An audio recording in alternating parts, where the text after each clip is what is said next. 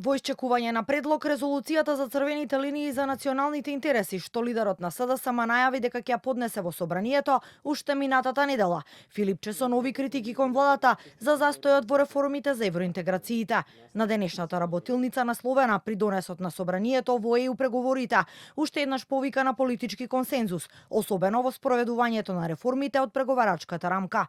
Тој останува на ставот дека е потребен консензус и за уставните измени за внесување на бугарите, како услов за отпочнување на преговорите со ЕУ, а местото каде што единство треба да се постигне според Филипче е токму собранието. Нема друга институција во државата во која што треба да седнат сите политички чинители и да го постигнат потребниот консензус. Ако и во формалниот дел самото гласање и така натаму се одвива во собранието, нема потреба да лутаме и да бараме други форми. И жалам што тоа не се случува.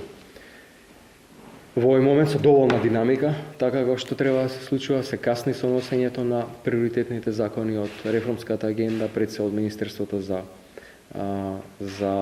правда. Меѓутоа има еден добар позитивен момент, имавме заеднички и надпартиски консензус во критиката на министерот за правда минатиот состанок. Премиерот Мицкоски остава отворена врата за разговори за документот на Филипче. Тој неодамна изјави дека со нетрпение ја очекуваат резолуцијата за црвените линии, што СДСМ веќе еден месец ја најавува, за како што кажа, како партија да ги кажат своите ставови.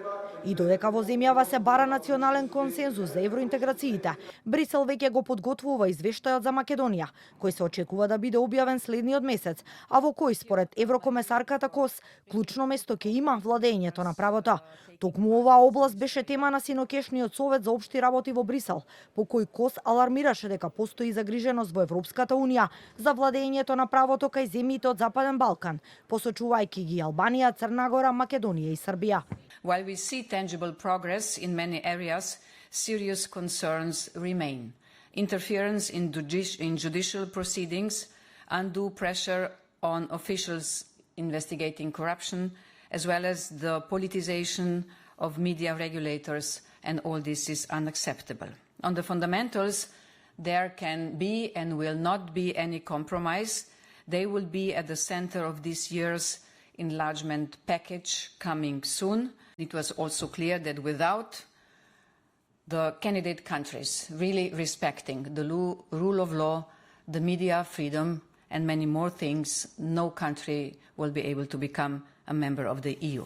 На состанокот во Брисел присуствуваше министерот за европски прашања Орхан Муртезани, кој оцени дека извештајот за Македонија за владењето на правото потврдува реален напредок, но и дека истовремено остануваат предизвици кои не смеат да се игнорираат.